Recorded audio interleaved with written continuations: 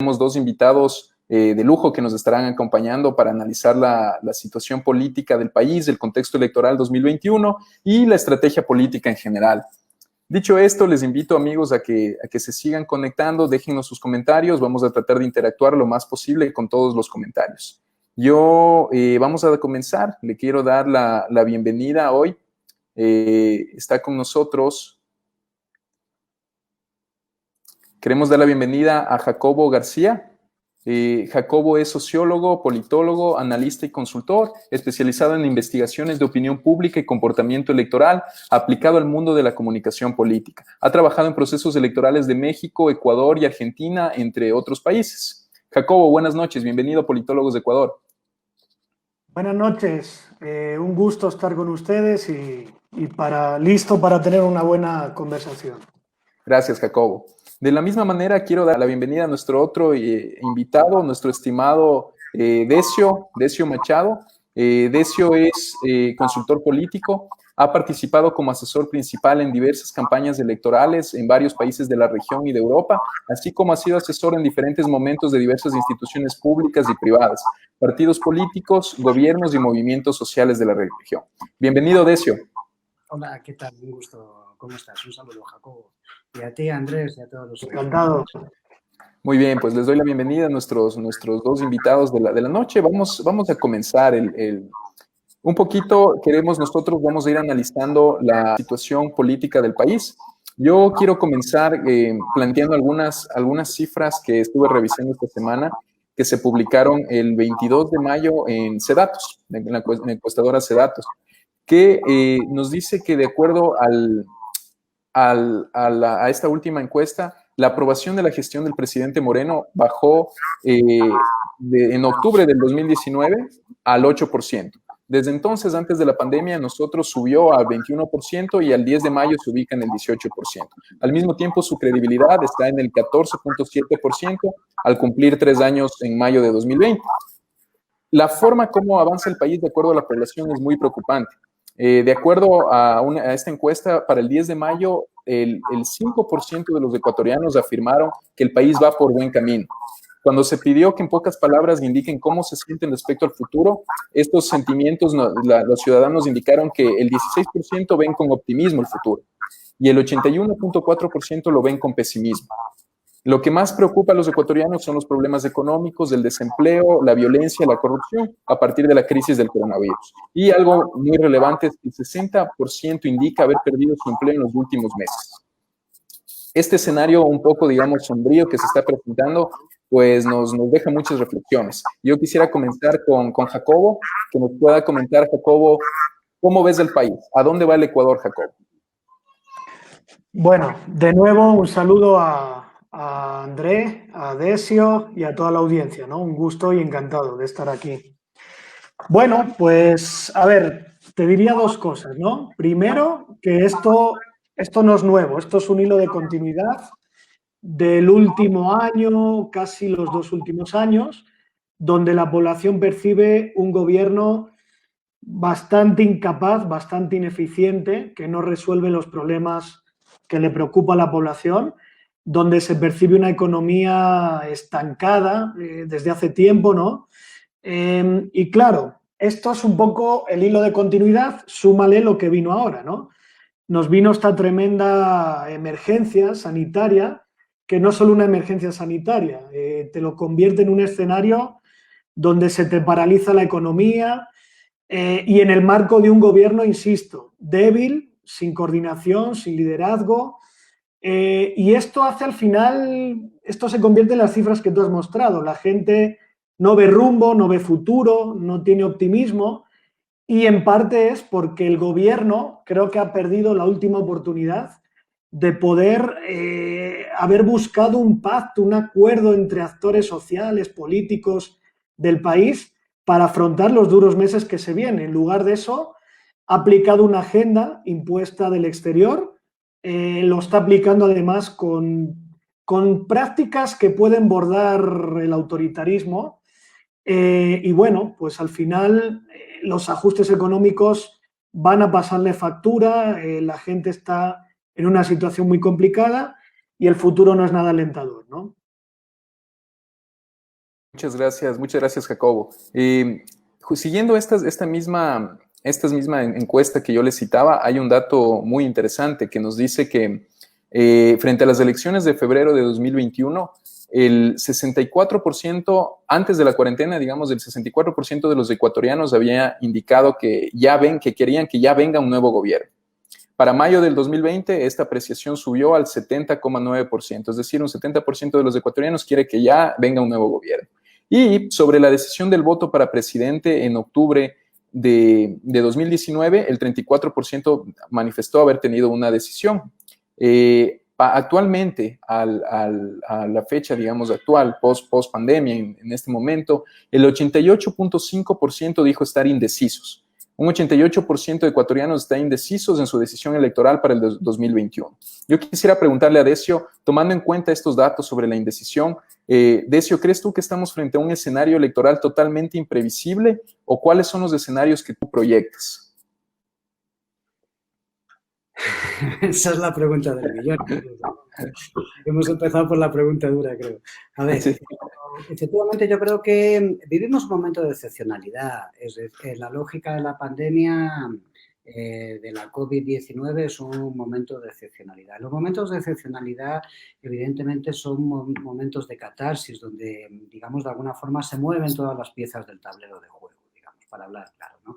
En este sentido, quiero decir, hay un descontento generalizado con la política, hay un divorcio entre establishment político y sociedad en el Ecuador que se viene tejiendo desde hace ya tiempo, es decir, no es, digamos, un suceso nuevo, es decir, es una cosa que viene acompañándonos posiblemente desde la caída de los precios de los commodities, es decir, desde 2013 o 2014, desde la última época del gobierno anterior hasta hoy, es decir, la sociedad se siente, digamos, muy distante, cada vez más distante de la política y de las instituciones públicas, etcétera. Durante la gestión de este gobierno esto se ha agudizado en base a las lógicas que planteaba Jacobo en la intervención anterior a la mía y, de alguna manera, digamos, en la situación de pandemia, además, las preocupaciones de la gente están en otras cosas. Es decir, la gente está preocupada por su seguridad, por el empleo, por cómo se alimenta, es decir, qué va a pasar mañana cuando salgamos de las casas, etcétera, donde la política tiene, digamos, un rango inferior en el marco de las preocupaciones familiares. Y en este sentido, y aquí termino, me parece que esto es lo que marca este nivel de incertidumbre. Creo que estamos con muchas incertidumbres, me parece que el proceso electoral de febrero del 2021 está tremendamente abierto y, digamos, está abierto porque, como digo, la gente no tiene decisiones, una, porque no está casada con la política, dos, porque siente que la política habla de cosas que no le interesan a la gente, es decir, no está hablando de los problemas de la gente, sino está hablando de otros problemas que le interesan a los periodistas y a los políticos no más, es decir, y en tercer lugar, efectivamente, el rango de preocupaciones en este momento está en un marco de subsistencia, es decir, de supervivencia.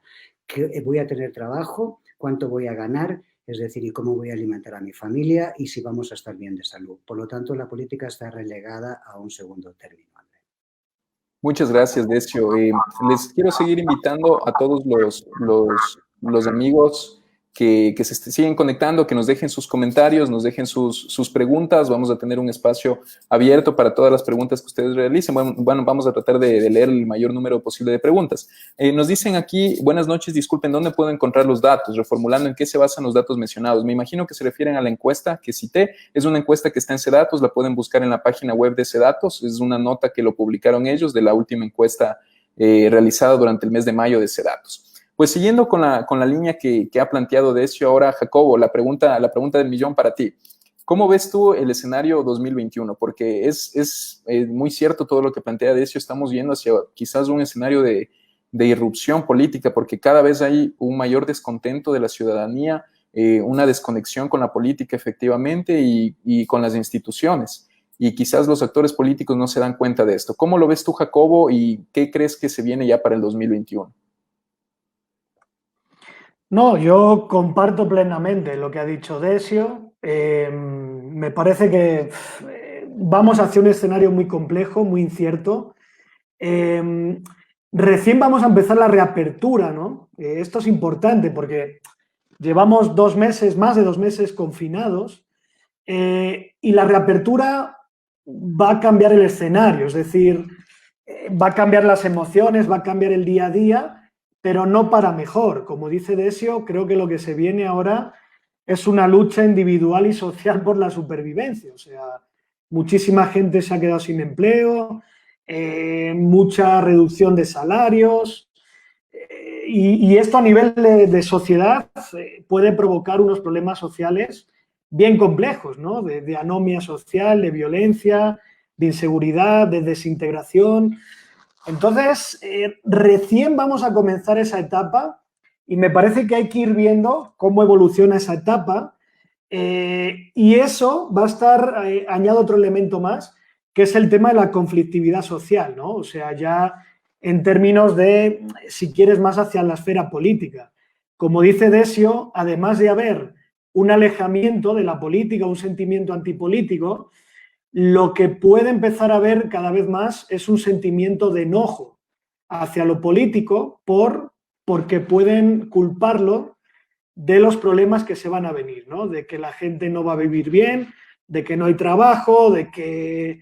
Entonces, esto puede, como te digo, complejizar mucho el panorama y me parece que es muy pronto para decir nada. Solo una cosa, acoto, justo con Desio organizamos esta semana un seminario del buen uso de las encuestas, ¿no? Entonces, mi consejo es que hablar ahora de decisión del voto y todas estas cosas no, creo que no es muy pertinente porque todavía falta mucho y el escenario electoral no está construido. Entonces, el timing todavía creo que le falta mucho recorrido, ¿no? Gracias, Jacobo. Tú mencionaste un tema muy interesante de la conflictividad social y que justamente es algo que está volviendo a surgir aquí. Recordamos todos el contexto que se dio en el país a partir de octubre de 2019 y que cambió radicalmente también el panorama político. Nuevamente, la etapa de la pandemia parece que está dando paso también a una nueva etapa de conflictividad social. Decio, ¿crees tú que el gobierno tiene oxígeno para llegar a mayo de 2021, ¿no? Porque tengamos en cuenta esos datos que yo mencionaba, esas encuestas que le dan una credibilidad muy baja al gobierno, un apoyo, digamos, muy mínimo y ya se está comenzando a sentir estas protestas, esta ola de enojo social. ¿Crees tú que el gobierno tiene oxígeno para llegar hasta las próximas elecciones y ceder el mando, digamos, no? La respuesta es radicalmente no, es decir, no tiene oxígeno, es más, lo que le ha dado oxígeno es la coyuntura. Me parece que la sociedad ecuatoriana lleve 70 días, digamos, confinada en sus casas, es lo que le ha dado oxígeno al gobierno, es decir, que ha sido la única voz política, es decir, que ha existido, digamos, a través de los canales de comunicación convencionales. Digamos, la única voz que aparece en política son los voceros del Ejecutivo, el presidente de la República y, digamos, el conjunto de sus adláteres, es decir, que de alguna forma, digamos, son los únicos que expresan una posición política, sea en el marco de la pandemia, sea sobre las opiniones sobre la política económica que nos viene después, sea sobre los recortes presupuestarios según ellos necesarios, sea sobre las políticas de austeridad, sea sobre lo que sea, ¿no? Quiero decir con esto de que me parece que esto es una coyuntura que incluso ha permitido que el gobierno tenga más oxígeno de lo que hubiese tenido, digamos, una coyuntura normal. En este sentido, me parece que en el momento en que esta coyuntura empiece a semi-normalizarse, y voy a utilizar este término que es un término horrible, es decir, la normalización, según Foucault, es, digamos, una cosa absolutamente diferente de esto, ¿no? Pero lo que quiero decir en concreto es que me parece que, digamos, según la gente tenga capacidad de tener libertad de movimientos, es decir, capacidad de reunión, es decir, de debate colectivo, etcétera, digamos, el nivel de tensión social se va a incrementar notablemente porque las políticas de austeridad implementadas por el gobierno son políticas tremendamente agresivas. Es decir, que podríamos enmarcar en estas lógicas que Naomi Klein y algunos otros autores, es decir, han llamado doctrina de shock, y en este sentido eso va a tener, evidentemente, a toda acción existe una reacción y esa reacción se va a dar. Por lo tanto, yo creo que estamos abocados, digamos, a una lógica de conflicto social, y va a depender mucho de la capacidad de músculo que demuestren las organizaciones sociales o los sectores, digamos, antagónicos a la política gubernamental, es decir, lo que vivamos en las calles. Pero me da la sensación de que lo que nos queda de año 2020 va a ser digamos, tremendamente conflictivo. Muchas gracias, Decio. Hay un comentario que nos han planteado. Me dicen, estimado Andrea, a propósito de las encuestadoras y los resultados, sugiero que se cite varias encuestadoras. La única forma de interpretarlas es contrastándolas unas a otras varias fuentes. Pues sí, digamos, estamos de acuerdo, pero yo he tratado de revisar varias cifras de encuestas y las encuestadoras más reconocidas, ¿no? Al momento están publicando datos. De hecho, ahí las últimas cifras son de la etapa pre-pandemia. Y creo que incluso las últimas encuestas que se realizan lo están haciendo a través de medios digitales. Bueno, quizás Jacobo nos puede igual profundizar más en el tema de las encuestas. Yo, antes de continuar, quiero hacer una pequeña recapitulación de lo que han mencionado nuestros dos invitados. Decio nos dice algo contundente, nos dice el gobierno no tiene oxígeno. En realidad se vislumbra un panorama crítico y lo que le ha dado oxígeno al gobierno ha sido justamente la pandemia. Ha sido que la mayor parte de la población ha estado encerrada en sus casas, pero todas las políticas de austeridad pues han golpeado fuertemente a la población. Veo que los dos invitados, Jacobo y Decio, están un poquito, digamos, creen que no se puede todavía hablar de las elecciones 2021, es decir, ya hablar de candidaturas, quizás el panorama es muy pronto. Por el tema mismo de las encuestas, o sea, es un poquito, digamos, no se puede todavía hablar ya de la típica carrera de caballos, de quién va adelante, quién va, porque estamos en un escenario complejo de incertidumbre. Entonces, pero yo quisiera un poco insistir en este tema, ¿no? Porque todos los amigos que nos están viendo nos van a preguntar y nos están preguntando cómo está el tema electoral, cómo están los candidatos. Entonces, antes de pasar al siguiente tema, yo voy a insistir una vez más con Jacobo y Decio, quizás que nos puedan hacer un breve resumen de cómo han visto los actores hasta ahora. A los principales actores políticos, ¿no? Hablemos de obviamente el gobierno, hablamos del Partido Social Cristiano, hablemos de Creo, hablemos de la CONAIE, Pachacutic, hablemos del correísmo, es decir, a un breve resumen de cómo han visto a los actores, si estos actores están moviéndose, digamos, relativamente bien en medio de esta crisis política o no, ¿cuál es su perspectiva? Jacobo. Sí, solo permíteme sumar una cosita a lo que dijo Decio, que estoy totalmente de acuerdo. Creo que también ha podido hacer esto el gobierno por dos cuestiones. Uno, la emoción principal que se ha vivido en este contexto coronavirus es el miedo, ¿no? Y una población con miedo, y esto se relaciona con la doctrina del shock que mencionaba, siempre es mucho más manejable, ¿no? Eso uno. Y dos, hay una gran paradoja, ¿no? Que a mí me fascina. O sea, un gobierno tan débil y tan ilegítimo de cara a la población ha logrado meter una agenda de ajuste tal vez la más agresiva en, no sé si en 20 o 30 años, ¿no? Y esto creo que detrás lo que hay es, aunque lo veamos como un gobierno débil, sin rumbo, sin liderazgo, creo que lo que le sostiene es una gran coalición de poder de élites económicas que cuando hay que alinearse se alinea y lo que veremos próximamente es que luego hay que desprenderse del cadáver, ¿no? Dicho esto, sobre los actores, para no extenderme mucho, lo que quiero mencionar es que creo que han cobrado fuerza otro tipo de actores que antes tal vez no estaban tan visibles. Sobre todo voy a mencionar gobiernos locales que se han hecho relevantes, ¿no? en la gestión de la pandemia. Te diría actores locales, el caso de Yunda sería como el más paradigmático tal vez. Te diría este arquetipo de líderes protectores, cuidadores que acompañan, ¿no? Voy a adelantar algo. Otto, que en las encuestas tiene una aprobación del 40-50%, creo que lo que supo mostrar es eso, ser el hombre de acción que acompaña la tragedia, mostrarse cada día en territorio, en los hospitales, reuniéndose con médicos, hablando con las enfermeras. Entonces sí, hay otro lado de eso, que es la sobreactuación, que se le ha criticado mucho, pero recuerden que población confinada, sentimiento de miedo, ver a una autoridad que te está por lo menos acompañando, dando relato, como decía Decio, porque el gobierno ha sido el único, ¿no?, que ha podido hacerlo, pues esto es lo que te explica un poco aquello. Lo demás, creo que han estado un poco más secundarios por las mismas condiciones y la gran incógnita, y cierro con esto, es qué ha pasado en Guayaquil con la identidad de los socialcristianos, ¿no? O sea, creo que ha habido una afectación, es imposible que no haya habido una afectación, como le dijo Durán Barba a André en su programa, el que está al mando de un barco que está naufragando es muy difícil que no se vea afectado, ¿no?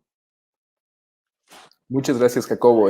Bueno, pasamos con Decio y luego quiero un poco repreguntarte también, Jacobo, algunos puntos que has mencionado, pero quisiera, Decio, primero que nos des también tu perspectiva general sobre los actores, ¿no? Los actores políticos, cómo los evalúas, quiénes han destacado, quiénes han fracasado, digamos, políticamente en medio de la pandemia. Bueno, yo creo que el gobierno, es decir, como actor político como tal, o sea, es un gobierno, primero hay que definir, es un gobierno sin bases ni partido, ¿no? Es decir, que este gobierno es realmente espectacular, o sea, es un hecho insólito en la historia de la ciencia política, es decir, que es un gobierno sin partido ni bases, es decir, que lo sostengan y por lo tanto es un gobierno sostenido desde los poderes fácticos. Y esto es importante entenderlo así, incluido el mediático, y esto es o principalmente el mediático, si me apuras. Y esto es importante entenderlo así porque eso le da características singulares a este gobierno.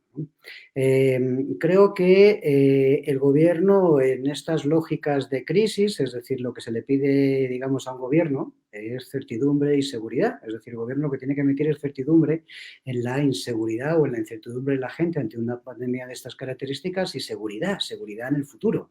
Es decir, este gobierno se ha caracterizado por no darnos ninguna certidumbre, es decir, que los datos, que nos ha dado 3 fuentes de datos diferentes permanentemente durante toda la crisis, es decir, hay más muertos que contagiados, en fin, quiero decir, es un desastre, ¿no? Es decir, en ese sentido es irrisorio, realmente ridículo, es circense, ¿no? Es decir, pero al mismo tiempo, es decir, tampoco nos da seguridad, es decir, por el tipo de políticas que está aplicando. Y en este sentido, es decir, existe una crisis de autoridad que se agudizó, que ya venía de antes y que se agudizó. Esta es la situación del actor político gobierno. Eso no es un partido, es decir, pero del actor político gobierno. Yo coincido con Jacobo en que me parece que hay una circunstancia diferencial, es decir, con respecto al vicepresidente de la República. Yo creo que Otto Sonnenhösner es un señor que no ha definido todavía cuál va a ser su actuación, me da la sensación de que no ha definido cuál va a ser su actuación a futuro. O sea, no creo que tenga claro todavía si se va a presentar o no, entiendo que lo debe estar evaluando. Esto es una percepción por las cosas que veo, pero lo que sí detecto es que, digamos, está al margen de la imagen del gobierno. ¿Sí? Es decir, ha tenido esa capacidad de desligarse de la imagen del gobierno, lo cual es muy interesante, digamos, de cara a la figura Otto Sonnenhösner. Más allá de esto, digamos, si evaluamos los demás actores políticos, y lo voy a hacer, digamos, de forma telegráfica, te diría, creo, Guillermo Lasso me parece que ha hecho una buena campaña de comunicación durante esta crisis, es decir, las piezas comunicacionales de Guillermo Lasso son, digamos, bastante adecuadas, es decir, están bien microtargetizadas, o sea, microsegmentadas. Digamos, la gente entendió el conflicto urbano-ciudad que se definió en octubre. Hay muchos mensajes dedicados al mundo rural, es decir, etcétera. Digamos, ha sido capaz de conceptualizar eso inteligentemente y, digamos, se montó encima de este caballo que es la filantropía, digamos, a través del tema del Banco de Guayaquil, es decir, estas iniciativas de las cestas estas familiares de apoyo alimenticio, etcétera. Y, digamos, para un sector muy importante de la sociedad, eso tiene un mérito. Digo, quiero decir, la filantropía se entiende no como una caridad, sino como un mérito, ¿no? Y entonces, en ese sentido, me parece que Guillermo Lasso ha jugado bien con eso y se ha reposicionado. Yo me atrevería a decir que Guillermo Lasso es la primera vez que tiene una posición de cara a unas elecciones generales, digamos, con cierto atractivo, ¿no? A febrero del 21. Creo que los socialcristianos se hundieron, lo digo con toda honestidad, es decir, me parece que el hecho de que Nebot no vaya a correr, que creo que es una cosa cada vez más evidente, es decir, y la actuación de Cynthia Viteri, que también, digamos, me atrevería a decir que rozó el ridículo, en el caso de ella, además internacional, porque uno de sus excesos se dio en un aeropuerto internacional, digamos, de alguna forma hunde a los socialcristianos en un escenario en el que no estaban antes de la crisis, es decir, que estaban bien colocados, eran, digamos, la fuerza que podría articularse como antagónica e incluso ganadora, es decir, de cara, era la fuerza preponderante dentro de la sensibilidad conservadora. Me parece que eso lo han perdido y en este sentido yo creo que los socialcristianos tienen una crisis en este momento, una crisis de carácter electoral, donde creo que una parte de sus bases además se moverían radicalmente si Otto se presenta a las elecciones, por ejemplo, es decir, que van a perder peso y Y el otro, digamos, actor de importancia es el correísmo, ¿no? Y en ese sentido me parece que el correísmo,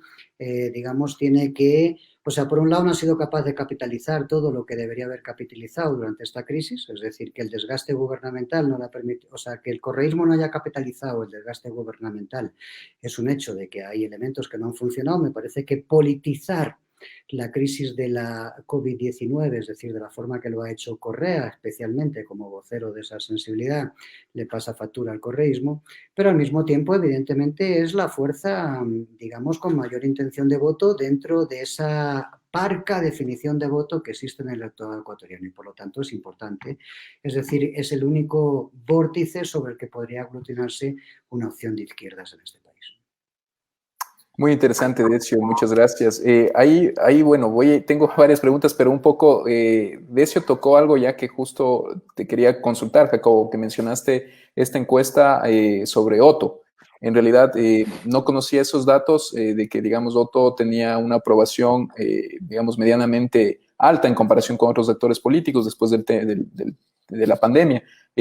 Y justamente te quería preguntar lo que mencionó Decio, si es que ha logrado desmarcarse de la imagen del gobierno, que estamos hablando de uno de los gobiernos más impopulares de la historia, y si crees que en verdad se ha logrado desmarcar de esta imagen o esto le pasará factura, y quizás entrar a un actor más que no se ha mencionado y que me gustaría conocer su perspectiva, y es el movimiento indígena, la CONAIE, que a partir de la salida de octubre, digamos, quedó posicionada como una opción para muchos, digamos, de acuerdo a muchas encuestas, como una opción con posibilidades reales de llegar al poder. Y quizás, ¿cómo lo ven ahora en este tiempo de la pandemia? Y tomando en cuenta que Decio menciona que quizás el correísmo es el actor imprescindible para que una opción de izquierda pueda llegar al poder, ¿no? De acuerdo a lo que le entendía Decio. Entonces, cuéntanos sobre esto, Jacob. Ok. A ver, sobre Otto, lo primero... Creo que él siempre tuvo unos atributos o unas características diferentes al resto del gobierno. No solo en lo objetivo, hablo de como percepción de la misma gente, pero esa posibilidad de mostrarse diferente o esos atributos explotables creo que estuvieron muy relegados, ¿no? Pero el tema del coronavirus creo que fue la oportunidad para él para un poco desmarcarse, ¿no? Y aprovechar esos atributos propios. Por atributos propios me refiero nueva política, por decirlo así, más juventud, ¿no? Una especie de frescura, ¿no? Que viene del mundo empresarial, no viene del mundo político tradicional. Entonces, creo que el coronavirus fue el pretexto y la oportunidad para poder explotar eso un poco más.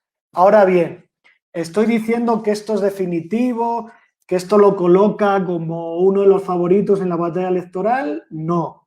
Esto quiere decir que, digamos, cambió el contexto y ha mostrado ahí unos atributos, unas acciones que antes no se habían visto, pero insisto, esto sobre todo me refiero a la etapa confinamiento, a la etapa del miedo, cuando la gente está más preocupada por la salud y quedarse en casa. Ahora viene la reapertura, ahora viene la preocupación por el empleo, por pagar las deudas, ¿no? Y ahí es donde me parece que todavía Otto, si quiere o tiene pensado hacer algo en 2021, tiene que trabajar todavía mucho más, ¿no? Antes de ir a lo indígena, permíteme sumar dos cosas a lo que dijo Decio. Comparto plenamente lo que dijo sobre Lasso. Yo creo que Lasso, en el actual contexto, hizo lo mejor que podía hacer, ¿no? Sobre todo en un país como este, donde está tan instalado el tema benefactor, filantropía, porque no hay una cultura y una historia de estado del bienestar, de prácticas redistributivas institucionalizadas, ¿no? Entonces, totalmente de acuerdo. El reto o el problema que le veo a Lasso, ya cuando empecemos en la reapertura, son dos cosas. Uno, creo que sigue teniendo una carga muy pesada de viejo político, ¿no? Aunque pueda sonar un poco paradójico, porque él no ha sido presidente, pero sí creo que ya está muy englobado en parte de la vieja política y sobre todo en el aspecto banquero. Y recordemos una cosa, buena parte de los problemas económicos que van a venir ahora tiene que ver con los bancos, ¿no? Hay mucha gente que no va a poder pagar sus deudas, hay muchas pequeñas empresas a punto de quebrar Y bueno, los bancos contribuyeron, ¿no? Con esto de, bueno, 2 meses sin cobrar intereses y demás, pero eso se va a hacer presente ahora. No sé cómo va a sortear eso. Y el otro problema que le veo a Lasso es saber si ha tenido afectación la acusación que le hacen de cogobierno con Lenin o no, porque sí sabemos que ha habido ciertas alianzas tácticas, ¿no?, móviles ahí en la Asamblea entre Lasso y Moreno, o entre Creo y AP, si lo quieren decir así, y hay que ver si ahí ha habido afectación, pero si no, por lo demás, totalmente de acuerdo con Desio, ¿no? Y sobre el tema indígena, a ver, yo creo que parte de eso sigue vigente. Parte de eso sigue vigente, lo voy a decir por 2 razones, verás. Primero, creo que la intención de voto al movimiento indígena está muy asociada al enojo social. Y eso viene desde octubre. Y eso no se ha perdido, porque si bien ahora estamos en coronavirus, vuelvo a insistir, ya vamos a empezar la reapertura. Y la reapertura va a ser en una época de pérdida de empleo, reducción de salario, falta de empleo, créditos que no se van a poder pagar. Entonces, la conflictividad social o el aumento de la sensación de enojo creo que los va a tener ahí, todavía presentes. Y el segundo tema, que a mí me parece muy interesante, pero esto es más a nivel, y en esto saben ustedes mucho más que yo, Desio y André, el tema de que el comunitarismo indígena, sobre todo más a nivel de provincias, territorios y demás, es una salida a esta descomposición nacional. Es decir, si algo cobra importancia en esta época de descomposición, de falta de certidumbre y demás, es estas cosas, ¿no? Lo local, la identidad, los valores. En el caso del comunitarismo indígena, hay muchos territorios donde ellos mismos son este escudo protector, ¿no? O esta seguridad, como decía Desio, esta seguridad que da seguridad a la propia población. Entonces, yo les pongo ahí todavía como relevantes, pero termino la idea. El problema que veo es su historia de siempre, es decir, todas estas lógicas diferentes que hay en ese mundo, ¿no? O sea, esa diversidad, esa heterogeneidad, que muchas veces lo simplificamos en movimiento indígena, pero hay tantas diferencias, disputas, corrientes y demás cosas que veo que el reto es ese, ¿no? Cómo mantener eso compacto y cómo lograr luego aliarse o aglutinar con otras fuerzas políticas, ¿no? Excelente, Jacobo, muchas gracias. Quizás, Decio, quieras tal vez aportar también en la parte del tema indígena, ¿cómo lo ves tú en el sector de la CONAIE? Un poco para... Sí, yo creo que es importante diferenciar, digamos, el músculo movilizador que en un momento determinado puede tener el movimiento indígena asociado, digamos, a otros movimientos sociales u otras organizaciones de carácter popular en el Ecuador con el tema electoral. O sea, creo que quien entienda que se puede capitalizar electoralmente el sentir de los movimientos sociales no entiende lo que es un movimiento social. Entonces, en ese sentido, yo creo que hay un diferencial entre lo que vemos, es decir, en la movilización en la calle y su capacidad tal, lo de octubre, con lo que se expresa luego en el ámbito electoral. Yo diría que el movimiento indígena, si decide ir solo a las elecciones, a través de su brazo político, el Pachacuti, y entendiendo que su candidato sería Yacu Pérez, que es parece que el candidato que está, digamos, con mayor nivel de exposición, digamos, dentro del mundo del Pachacuti. Hay que diferenciar el mundo del Pachacuti y el mundo de la CONAIE, son 2 ámbitos diferentes, a pesar de que todo sea movimiento indígena. Me atrevería a decir que su resultado posiblemente sea el habitual, es decir, que nos moveremos entre 5 a 7 representantes que provengan de los territorios indígenas y poco más, y esto será en el ámbito tal, pero no creo que sean capaces de sacar un resultado demasiado alto, es decir, yendo solos, quiero decir. La segunda cuestión es que me parece que hay que entender una cosa que planteaba Jacobo que me parece muy interesante y es esto no lo digo yo, lo dijo un político clásico italiano que se llama Giulio Andreotti, es decir, que no es el poder lo que desgasta, a pesar de que aquí digan que eso es así, lo que desgasta es no tener el poder. Es decir, y ese es el problema de Lasso, ¿no? Es decir, que ha aspirado ya a 2 candidaturas, es decir, los resultados han sido malos y han sido malos. Es decir que Lasso tiene el 50% del electorado ecuatoriano en las últimas elecciones es una falsedad, es decir, sacó el 18% en la primera vuelta. Y en este sentido me parece que es ahora donde mejor posicionado está. Y la tercera cosa es que yo ahí sí me va a permitir que discrepe con mi amigo Jacobo. Es decir, yo creo que el capital político de octubre está muerto. Se puede rearticular un nuevo capital político. Es decir, consecuencia, digamos, de la condición o de la situación en la que, digamos, vive el país, es decir, fruto de las movilizaciones y donde el único movimiento social existente en el país es la CONAIE. Es decir, los demás no son movimientos sociales. Es decir, el único movimiento social que existe en el Ecuador es el movimiento indígena. En este sentido, es decir, me parece que el movimiento indígena puede volver a recapitular o a acumular capital político. Digamos, puede ser un recipiente para acumular el descontento, es decir, en la lógica de movilización. Que eso se transmita electoralmente, yo tengo mis dudas. Ahora bien, digo porque hay connotaciones muy racistas en la sociedad ecuatoriana, hay lógicas estructurales en la sociedad ecuatoriana que me parece que hacen que la gente luego no le dé el voto a un indígena, ¿no? Pero lo que sí creo es que el capital político de octubre pasó.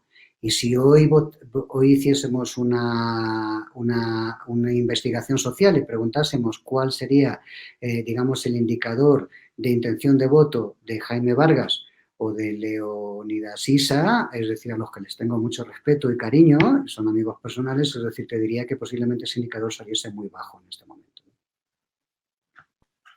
Gracias, Decio. Sí, justamente creo que son los 3 líderes, ¿no?, que se identifican con en este momento el movimiento indígena, Yacu Pérez, Leonidas Issa y Jaime Vargas. Bueno, yo les agradezco a todos los amigos que nos están dejando preguntas. Por favor, ya mismo vamos a comenzar a dar lectura a las preguntas. Pueden también dejarnos la pregunta dirigida con el nombre de la persona a quien quieren que le hagamos la pregunta.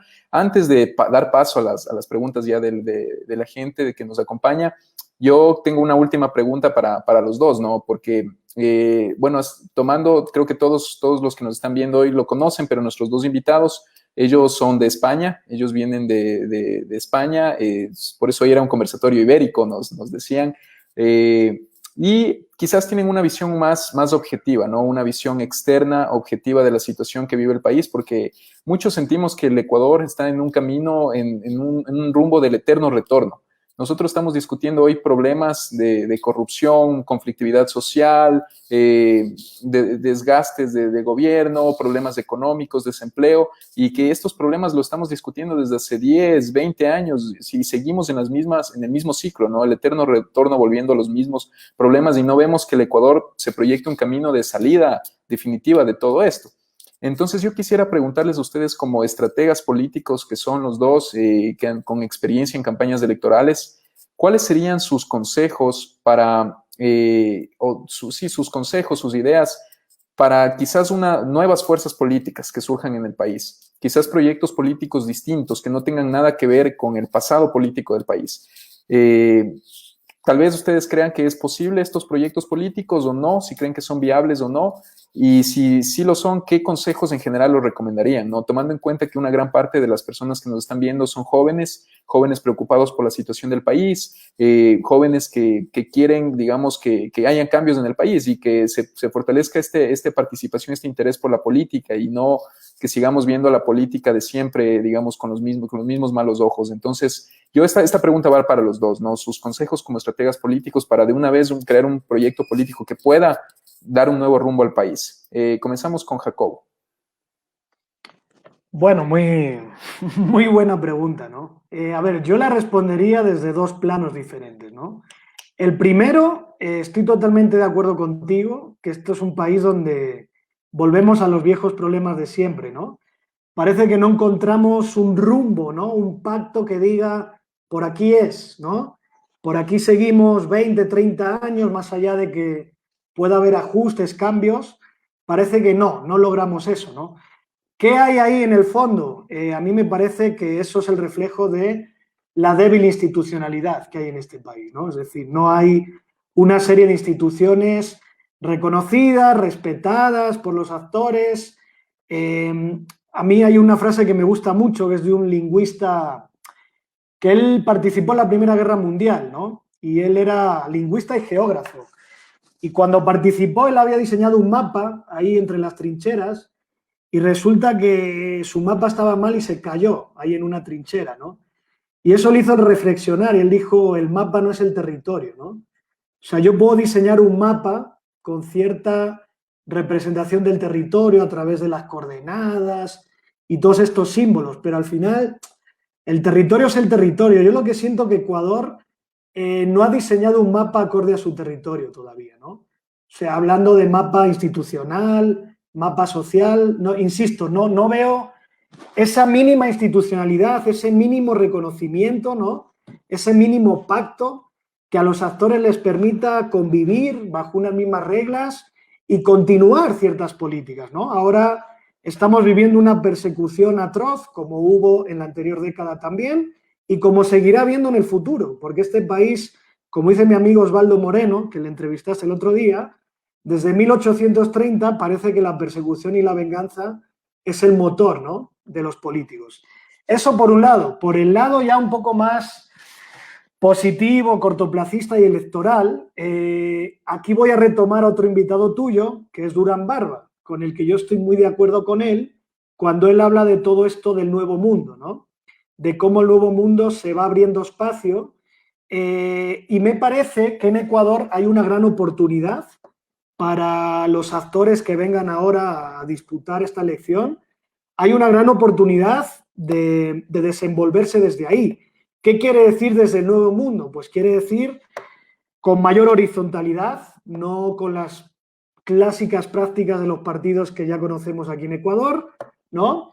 Más horizontalidad, más un poco el tema redes sociales. Fíjate, yo discrepo ahí un poco con Desio.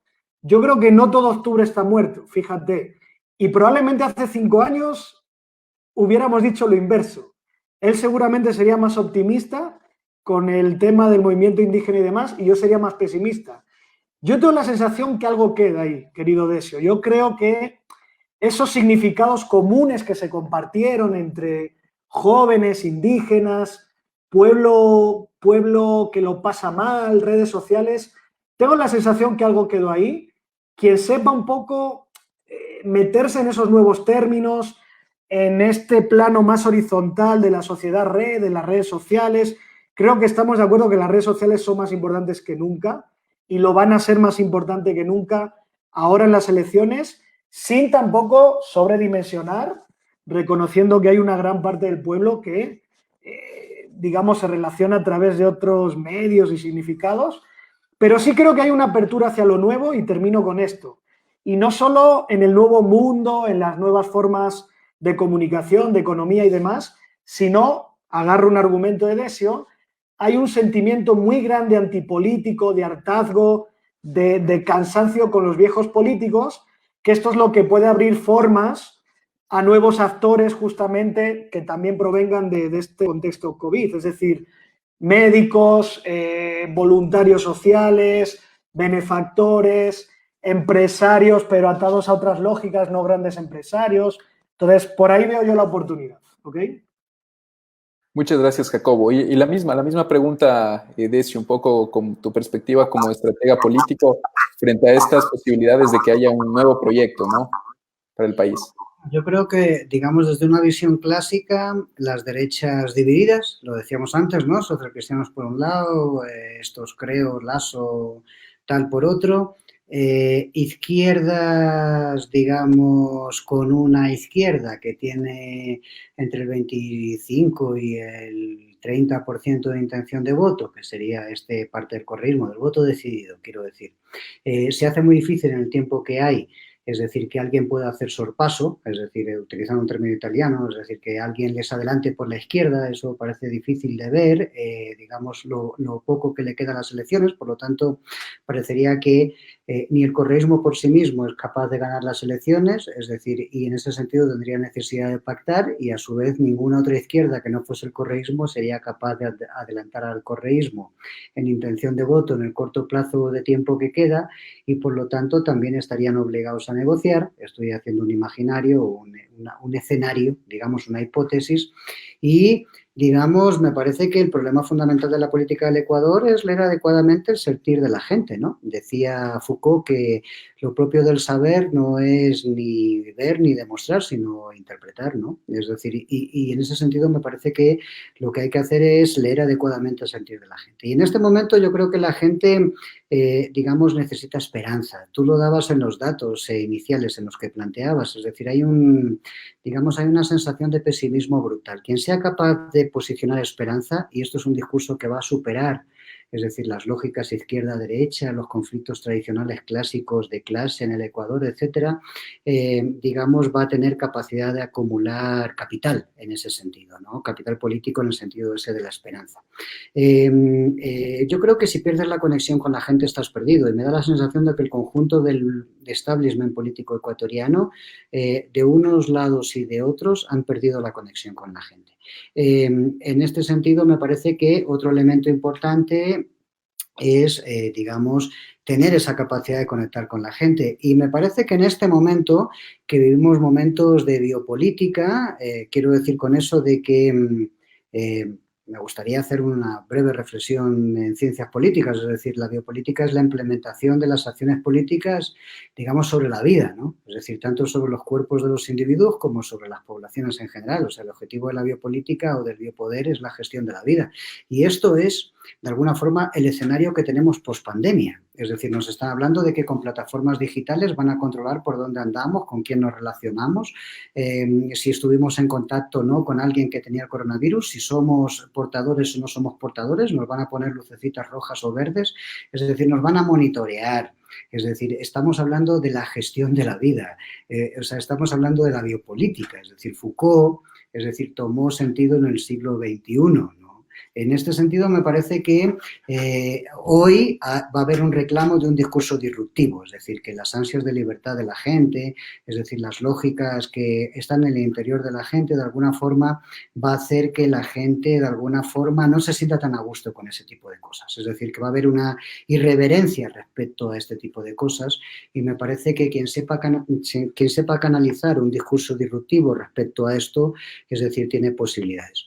Sí, y termino diciéndote simplemente, André y Jacobo, es decir, si uno recoge el concepto de esperanza, habla de leer el sentir de la gente de una forma adecuada, es decir, y habla de un discurso disruptivo, nos encontraremos con que nadie en el marco político actual, es decir, acumula esas tres condiciones. Yo me atrevería a decir que no acumula ni una de las tres condiciones. En este sentido, hay espacio, es decir, para, digamos, patear el tablero. A pesar de que los plazos sean cortos. Me parece que la condición de la COVID permite que aparezcan, digamos, nuevas figuras en el escenario político, evidentemente cada vez más, de una forma cada vez más acotadas en el tiempo, pero, digamos, hay condiciones para esto. Si se da este escenario, habrá que ver. Uno no vislumbra, ¿no? Por dónde, la verdad. Es decir, pero condiciones habría como para, digamos, patear el tablero, igual que se pateó el tablero en otras condiciones y de otra forma en el año 2006, es decir, con un outsider que en aquel momento fue Rafael Correa, es decir, no me quiero referir a que haga falta Rafael Correa, quiero decir, podría ser de la ideología que fuere, es decir, alguien nuevo es lo que quiero decir, que tenga capacidad de hacer ese clic, es decir, con un sentimiento generalizado en la población donde el establishment político no se entera. Y lo voy a decir así de claro, no se entera. Es decir, no es capaz de cachar, me van a permitir lenguaje de calle, es decir, lo que siente la gente. Y eso lo notas permanentemente, sobre todo los que estamos en torno a la política. Es decir, que los políticos tradicionales del Ecuador realmente no reflejan el sentir de la mayoría de la población. Muchas gracias, Decio. Sí, creo que coincidimos plenamente. Yo voy a leer algunas preguntas y con eso pues vamos a ir terminando. Bueno, hay algunas preguntas de varios amigos que ya son temas que ya se han ido topando también durante el conversatorio. Por ejemplo, Cristian Márquez nos dice, todos los ecuatorianos estamos descontentos con la política y sobre todo con la corrupción. Lamentablemente nos tocará ir a urnas y votar por alguien. ¿Quiénes serían las figuras políticas con fuerza para llegar a Carondelet? Bueno, creo que ya se han referido también un poco al análisis de los principales actores políticos. Nos dice Gustavo Tustón, nos dice, a raíz de la pandemia vuelven a abrirse dos corrientes de oportunidades. La izquierda que habla de la necesidad de reactivar el modelo de Estado nacional, otros hablan de federalismo, mientras que la derecha se ha referido a la aplicación de un verdadero sistema de libre mercado como forma de salir de la crisis económica y que el Estado debe garantizar la propiedad privada como generadora de riqueza. Bueno, aquí quizás esta pregunta, hay varios comentarios también de Dani. Mario Cusco nos habla de autonomía y federalismo y Dani Ramírez nos habla de regionalismo. Quizás uniendo, digamos, estos comentarios en una sola pregunta, Jacobo, Decio, digamos, ¿cómo ven ustedes esta opción de autonomía o federalismo? Hay algunos, digamos, colectivos ecuatorianos que plantean esto y también la influencia del regionalismo todavía en el Ecuador y cómo va a influir esto en las próximas elecciones. Sí. Solo permíteme añadir algo, me dejó pensando mucho lo de Decio, ya mismo respondo lo que dices. Para mí, a ver, para transformar este pesimismo o este enojo, ¿no?, en esperanza, para mí hay tres caminos, ¿ok? El primero es mirar en el pasado, es decir, hay una buena parte de la población que lo que ocurrió en el pasado le sirve para salir de la incertidumbre actual. Y ya lo ha dicho Decio, y me refiero sobre todo a los 10 años de correísmo, ¿no?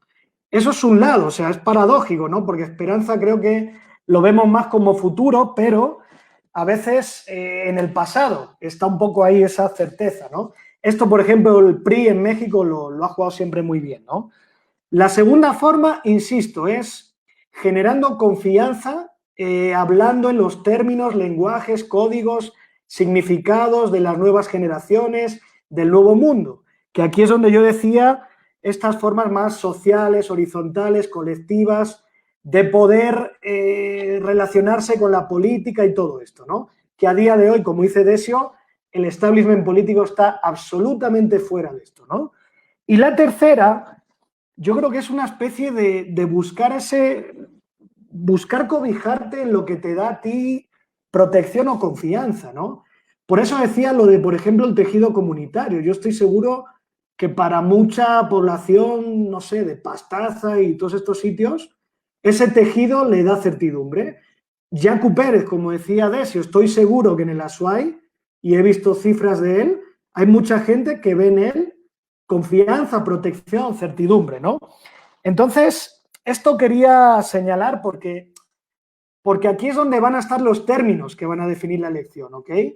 Y ahora sí te respondo a lo que decías. A ver, en plena descomposición nacional, ante esta incertidumbre, ante crisis económica y todo esto, lo identitario cobra mucha fuerza, ¿no? Y lo identitario, dígase, los valores que definen a una persona, a una comunidad, que esto se puede traducir, como dices tú, en estos clivajes, regionalismo, federalismo y todo esto, pero más allá de eso, que yo creo que es una discusión política que no está muy presente en la gente o en la mayoría de la gente, creo que estos son debates más de élites políticas, pero lo que sí creo es que lo identitario, lo regional, como siempre ha sido en este país, vuelve a cobrar mucha fuerza, siempre la ha tenido, pero ahora más. Y pongo un ejemplo muy claro, ¿no?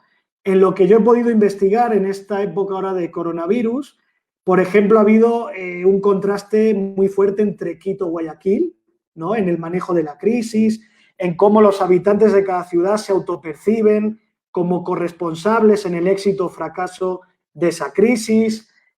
Se ha hecho mucha mención a las características de Guayaquil, sobre todo para explicar lo negativo de los resultados de allá. Ha habido un reclamo centro-periferia de otras provincias y ciudades, un reclamo de que solo la atención del gobierno y los hospitales es para Quito, Guayaquil y se abandona al resto de provincias. Eso es lo que yo sí veo presente, pero mi duda es que no lo veo tanto en un término federalismo y toda esta discusión más política y de élites. Creo que todavía no, pero tal vez es un tema interesante que puede tener ahí presencia, ¿no? Lo dejo ahí como interrogante. Gracias, Jacobo. Bueno, ahí vamos leyendo otros comentarios. Dicen, lamentablemente, Otto será arrastrado por la pésima administración de Moreno, y la cual también es identificada con correísmo, nos dice Cristian Fernando Márquez Campoverde. Marco Vinicio Aymacaña nos dice, buenas noches, una pregunta. ¿Cree usted que un frente apolítico con una visión de transformación total y con una propuesta distinta pueda ganar la presidencia, asamblea, por medio de una constituyente, cambiar radicalmente el ciclo de corrupción en el Estado? Bueno, creo que se refirieron también en algunas cosas los invitados a esto, pero me quedo con el tema de la constituyente para hacerle la pregunta a Decio. Y la unimos con otra pregunta también que nos dice,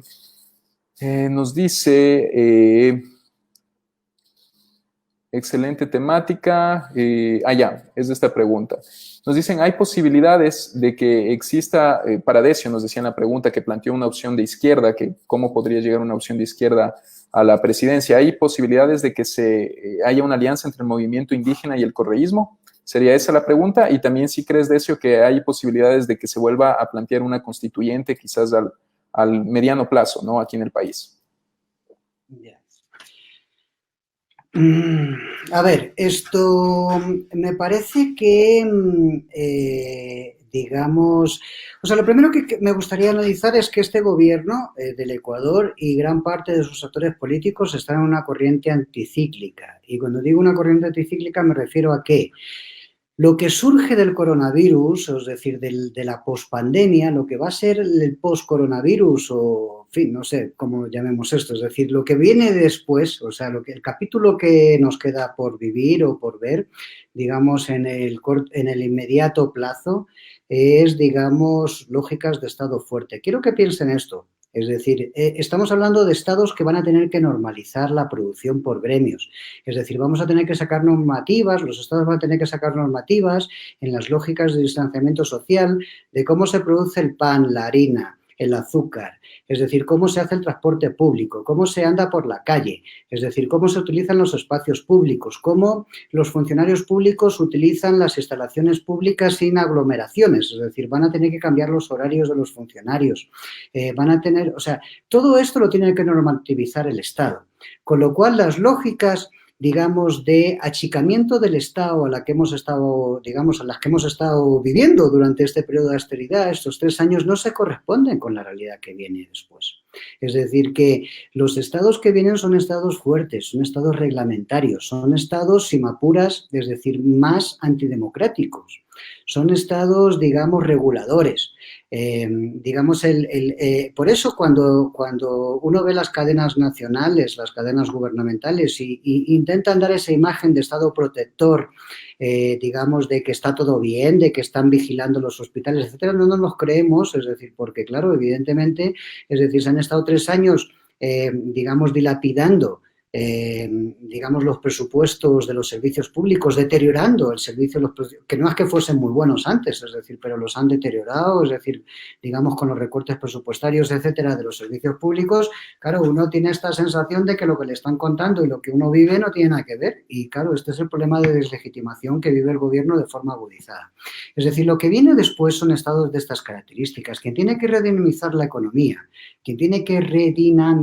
economía, amigos, es el Estado. Es decir, aunque no tenga fondos, caso del Ecuador, es decir, a través de economía asistida, que es como se llama el término técnico, fondos que vienen de fuera, de los multilaterales, pero que los canaliza el gobierno. Es decir, y es el que los tiene que meter en la economía para redinamizar la economía, para generar consumo interno, si es que deciden hacer las cosas medianamente bien. Entonces, en este sentido, lo que quiero decir es que el Estado toma un papel que no se corresponde ni con el discurso político, digamos, del Estado en este momento, de los voceros del Estado, ni con el discurso político de gran parte de los actores políticos que, digamos, trabajan en el marco de la contienda política. Es decir, están hablando de otra cosa de la que están hablando el resto de gobiernos. Merkel es una señora conservadora, es decir, y tiene clarísimo esto que estoy diciendo. Macron es un señor conservador y tiene clarísimo esto que estoy diciendo. Boris Johnson es un señor conservador y tiene clarísimo lo que estoy diciendo. Obama era un señor, es decir, con cierta tendencia democrática, es decir, pero conservador, y tenía clarísimo que fue el Estado el que salvó al capitalismo en el 2009 a través de inyecciones de liquidez a la General Motors y el sistema financiero. Entonces, esto es lo que toca hacer otra vez, es decir, lógicas de endeudamiento, no de no endeudamiento, es decir, lógicas de endeudamiento para redinamizar la economía. ¿Qué digo con esto? Digo con esto de que quizás posiblemente en el ámbito de la política convencional, es decir, los únicos que tienen una aproximación a este discurso es el mundo del correísmo. Posiblemente algunos actores más marginales de la centroizquierda, etcétera, que están por ahí, yo qué sé, no sé lo que dice Avanza y la izquierda democrática, cosas de ese tipo podrían estar un poco en esta sintonía, creo yo. Es decir, pero lo que quiero decir es que esta es la parte fundamental. Quien tenga capacidad, esto es el discurso de la seguridad. Este es el discurso de la protección, este es el discurso de que yo sienta, de que tengo esperanza. Y este discurso es el que, de alguna forma, un nuevo actor que tenga credibilidad podría posicionar en el marco de la política institucional. Segunda cuestión, yo estoy fuera del debate autonomía-federalismo, lo digo con toda honestidad, me parece coyuntural, oportunista, creo que es un discurso de élites concretas, empresariales, que tienen una disputa y que utilizan esto para jugar sus cartas. Es decir, yo en todo caso sí creo que en un Estado plurinacional, como define la Constitución, debe haber un Estado multiestado. Y eso es lo que no hay en el Ecuador. En el Ecuador hemos dicho que hay un Estado plurinacional, pero eso no se plasma en nada. Es decir, más que en una declaración, es decir, digamos en el texto constitucional. En todo caso, lo que hay que rediseñar es qué es un Estado plurinacional. Y yo creo que ni siquiera el movimiento indígena tiene muy claro qué es el Estado plurinacional. Es decir, ahí tenemos un déficit, ¿no? Hay que debatir sobre esto. Y habrá que ver cómo nos inventamos un Estado multiestado, es decir, en los ámbitos indígenas, en los ámbitos de la multiculturalidad, pero digamos, yo no me siento un especialista en la materia, lo que digo es que ahí hay un déficit, ¿sí? Es decir, y por último, lo que sí me gustaría comentar con respecto a la constituyente es, bueno, creo que todo el mundo sabe que soy un tipo, digamos, con tendencias progresistas en mi visión de la vida, con una visión de la sociedad así de perfil humanista y de la economía de perfil humanista, y digo textualmente, es decir, un proceso constituyente en este momento sería un error político. Y digo por qué.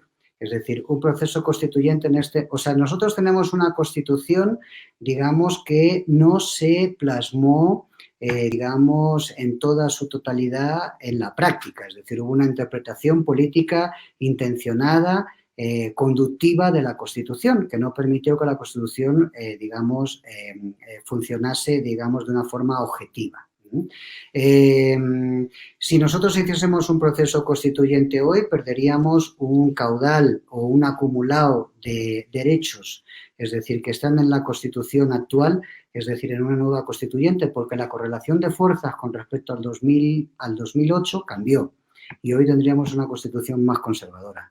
Es decir, tendríamos una involución constituyente, ¿no? Es decir, y en ese sentido, amigos, yo creo que no es procedimental, o sea, no sería interesante hacer un proceso constitucional en este momento. No es un proceso constitucional lo que elimina la corrupción. Lo que elimina la corrupción, es decir, es un cambio de cultura, es decir, organizacional en el mundo de lo público. Es decir, y en ese sentido, este gobierno se ha hinchado la boca de hablar de anticorrupción durante 3 años, pero los casos de corrupción estallan día tras día, tenemos uno nuevo. Quiero decir con eso de que fue un relato, fue un discurso que no se ajusta a la realidad. Lo que hay que hacer es que los relatos y los discursos se ajusten a la realidad, es decir, que sean coherentes las autoridades, es decir, políticas, es decir, con el discurso que enarbolan. El problema es que este gobierno no ha sido coherente en ningún momento durante todo este periodo, es decir, con el discurso que ha enarbolado. Eso no significa que haga falta una constituyente, no es una constituyente lo que nos va a eliminar el proceso, digamos, el nivel de corrupción, digamos, enraizado posiblemente en los últimos 50 años en este país, ¿no? Muchas gracias, Decio. Vamos con una última pregunta y terminamos. A ver, nos dice Enrique Sánchez, ¿o devuelven la riqueza a la sociedad o la rebelión de los y las trabajadoras será planetaria? Carlita Delgado nos dice, me encanta cómo lo explicas, Decio, muchas gracias. Esteban Torres dice, saludos, Jacobo García, interesantes opiniones. Nos dice Jaime Chuchuca, el proceso electoral está siendo asaltado por Moreno, creo, y los socialcristianos. Enrique Sánchez nos habla del control, la dirección y la administración del gobierno, tanto individual como colectiva, no está solamente relacionado con la biopolítica, sino también con la psicopolítica, neoliberalismo digital. ¿Cuál es la influencia de la psicopolítica a través de los medios de comunicación? Y nos dicen cómo ven una posible alianza. Bueno, ya la contestó también Decio. Una pregunta para Jacobo, nos dice Gabo Chiriboga. ¿Cuál sería la lectura de alianza, pero a la vez de un no acuerdo entre movimiento indígena y correísmo? ¿Creen que lleguen a un acuerdo entre movimiento indígena y correísmo o entre algunas corrientes denominadas progresistas? Y Robert Pabaña nos dice, excelente temática que se está abordando. Éxitos, amigo André. A ver, vamos, concluimos una última pregunta con Jacobo. Creo que esta también te la dirigieron a ti, Jacobo, un poco tu perspectiva de la alianza entre movimiento indígena y correísmo, y crees que puede llegar a un acuerdo entre las fuerzas progresistas en el país. Creo que con eso ya, concluimos un poquito. Has escuchado también otras preguntas. Si quieres referirte a algún otro tema, pues lo hacemos. Ok. A ver, sobre esa alianza, yo lo veo bien complicado, ¿no? Y veo, más allá de esa alianza, veo complicado esto de formar un frente progresista, de izquierda, no sé muy bien cómo decirlo. Primero por los propios actores, por la cultura, por la historia y también por el contexto. O sea, tampoco veo mucho ahí, ¿no? Ahora mismo, ¿no? Todavía, insisto, queda mucho escenario, pero más allá del correísmo, más allá del movimiento indígena, con los problemas que comentó Decio, más allá de eso no veo ahora mismo en el escenario, porque a ver, mi respuesta sería que para que eso suceda, creo que debería desintegrarse eso en algo más amplio, ¿no? Una alianza de igual a igual correísmo, mundo indígena, a día de hoy yo lo descarto, ¿no? Entonces, la única forma sería, y creo que Decio lo comentó antes, que se desintegre en algo más amplio, ¿no? Pero a día de hoy no veo eso. Puede ser que dentro de unos meses aparezcan nuevos actores o qué sé yo, o algún partido sorprenda y no sé, y eso vaya obligando a los actores a que graviten en torno a cierta órbita ahí, ¿no? A día de hoy todavía no lo veo, pero tampoco lo veo imposible, ¿no? Y para cerrar entonces un poco todo, pues estoy de acuerdo con Decio en que no aprendemos de la historia, ¿no? Creo que la historia nos dice que de estas cosas se sale con Estado, con pacto social, con pacto territorial, que sería muy importante hoy también. Y esto no quiere decir una constituyente necesariamente, yo estoy de acuerdo con Decio y ya voy a terminar. Porque mira, yo sé que Inglaterra es otro contexto, Europa, lo que quieran, pero chuta, ese país lleva viviendo sin ninguna constitución toda su vida y no le ha pasado nada, ¿no? Y aquí cada 10 años queremos hacer una nueva constitución y al final no estamos resolviendo los problemas estructurales. ¿Y por qué? Pues vuelvo a como empecé mi intervención y termino, porque creo que este país se engaña, no se reconoce, simulamos tener instituciones, simulamos respetar las normas, las reglas, las instituciones, y en realidad no lo hacemos. No reconocemos al otro, estamos en la lógica de aplastar y perseguir, y mientras eso siga así, creo que lastimosamente este gran país al que quiero mucho y también es mío, pues seguirá atrapado en estos ciclos cortoplacistas que no van a resolver los problemas estructurales, ¿no? Muchas gracias, Jacobo. Y sí, creo que coincidimos. Yo también siempre he dicho que la sociedad como ecuatoriana a veces se engaña. Decimos que nos molesta la corrupción, o en redes, en los medios, hablamos mucho de la corrupción, pero seguimos permitiendo muchas veces ese tipo de acciones, o seguimos eligiendo los mismos de siempre. Hay una situación que la sociedad no reconoce en sí, o no toma una decisión en verdad de qué rumbo tomar. Yo les agradezco mucho. Antes, para concluir, hay una pregunta que no me puedo despedir sin hacérsela. Las hago a todos mis invitados. Quisiera que me recomienden ustedes un libro. ¿Cuál es un libro que ustedes pueden recomendar a toda la audiencia sobre cualquier tema que ustedes consideren, uno de los libros que ustedes más, digamos, hayan disfrutado y que le recomienden a la audiencia? Entonces yo les dejo, Decio, con tus palabras finales y con un libro que nos puedas recomendar. Wow. Verán, voy a recomendar un clásico, oyes, para que se lo relean, ¿no? Y voy a explicar por qué, ¿sí? Muy rápidamente, ¿sí? Yo creo que la ciencia política moderna se inaugura de alguna forma con Maquiavelo, y Maquiavelo decía que la política es un centauro, tiene una parte, digamos, humana y tiene una parte que es animal, ¿no? La parte humana es la de la convicción, la del consenso, la del pensamiento, digamos, de alguna forma, es decir, y la parte animal es la de la fuerza, ¿no? Yo creo que esto es lo que vamos a vivir, digamos, a futuro, es decir, o sea, lo que ha pasado con esto, es decir, somos la generación viva que empieza a asistir al colapso, voy a hablar en términos balesterianos, es decir, me parece que la COVID-19 es el principio del colapso, ¿no? Es decir, del modelo de desarrollo que nos hemos dado en la humanidad. Y en este sentido, hay un autor, que es al que voy a citar el libro, que es Gramsci, es decir, que luego en sus cuadernos de la cárcel, los cuadernis de carcelere, ¿no? Es decir, dice, tiene razón Maquiavelo, es decir, hay una parte que es la fuerza, y esa parte que es la fuerza es, digamos, lo que los marxistas, Gramsci era marxista, es decir, llaman estructura, ¿no? Es decir, las relaciones de la producción, ¿no? De las fuerzas productivas, es decir, con respecto a los sectores subyugados o los trabajadores, etcétera. Pero, digamos, la fuerza, digamos, humana o animal es la que, digamos, los marxistas llaman superestructura, y es la que tiene que ver con la ideología, es decir, cómo se conforman las lógicas de dominación, ¿no? Y, digamos, y que Gramsci trabajó mucho eso en las lógicas de hegemonía, etc.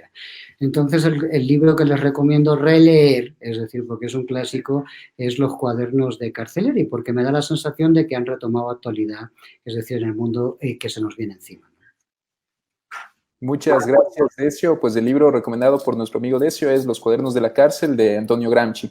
Y Jacobo, te dejamos con tus palabras finales y el libro que nos recomiendes.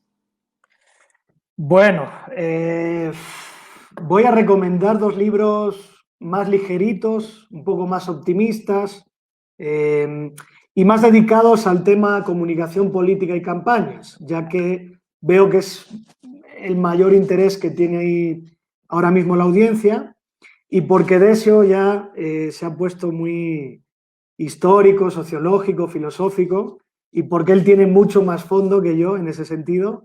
Entonces voy a recomendar dos libritos.